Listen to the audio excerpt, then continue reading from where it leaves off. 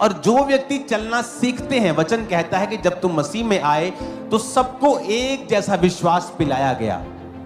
हम सबको एक माप दिया जाता है कि सबको एक एक कटोरा विश्वास मिलेगा। अब किसी ने वो विश्वास लिया और परमेश्वर में चलना शुरू किया, वो वचन पे चला, संगति की, जेन्युइन रीति के साथ, पाप में नहीं, प्योरिटी में अपनी जीवन को बिताया, तो वचन कहता है कि वो बीज जो छोटा सा था वो बढ़ते बढ़ते एक दिन पेड़ बन जाएगा।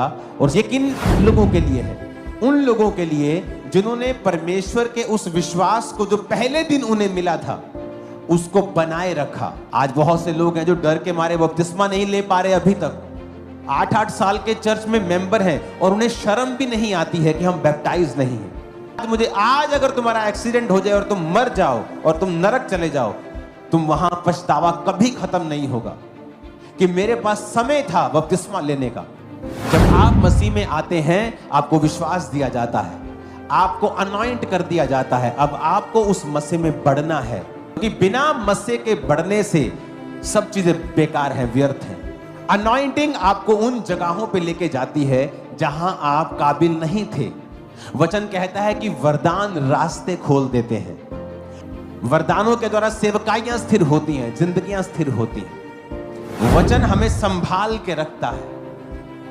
बहुत से लोग हैं जिन्होंने वरदानों को पाया और फिर वरदानों को बेचना शुरू कर दिया, ले हैंड को बेचना शुरू कर दिया। और मैं बोलता गया कि आप पर अटैक होंगे, आप नजर नहीं आओगे, शैतान आपको पकड़ लेगा। क्योंकि जब आप, लोग सोचते हैं कि वो अनॉइंटिंग नहीं है, या वो एक छलावा है, या वो एक हिप्नोटाइजमेंट है, फलाना है, ढमकाना है। वो मूर्ख लोगों को नहीं पता है कि अनॉइंटिंग आप बेच सकते हो, यू कैन सेल इट।